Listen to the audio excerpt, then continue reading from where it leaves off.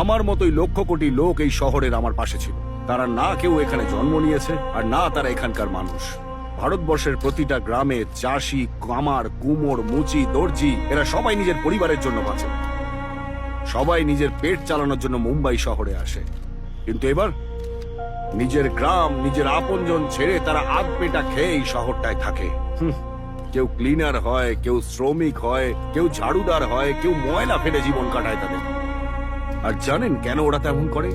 জানেন, বিদেশি কোলা কোম্পানি চলে আসে, তখন কি হয়?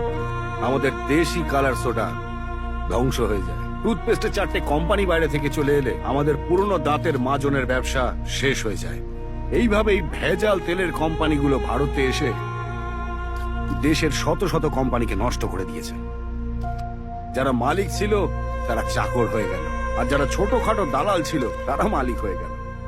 আমি তো গ্রামের একজন সাধারণ মানুষ, আত্মসম্মান নিয়েই আমরা বেঁচে থাকি। আর যে ছোট ব্যবসায়ীরা, তাদের অধিকার ফেরত পাওয়া উচিত, আর এই দালালদের শেষ করে দেওয়া উচিত। এই সত্যির একটা স্ফুলিঙ্গ আমাদের গ্রামের প্রত্যেকটা বাড়িকে আলোকিত করতে পারে।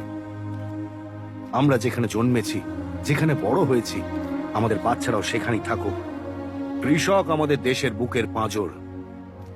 সেই জন্য মালিকদের এই কৃষকদের সঙ্গে নিয়েই উন্নতি করা উচিত।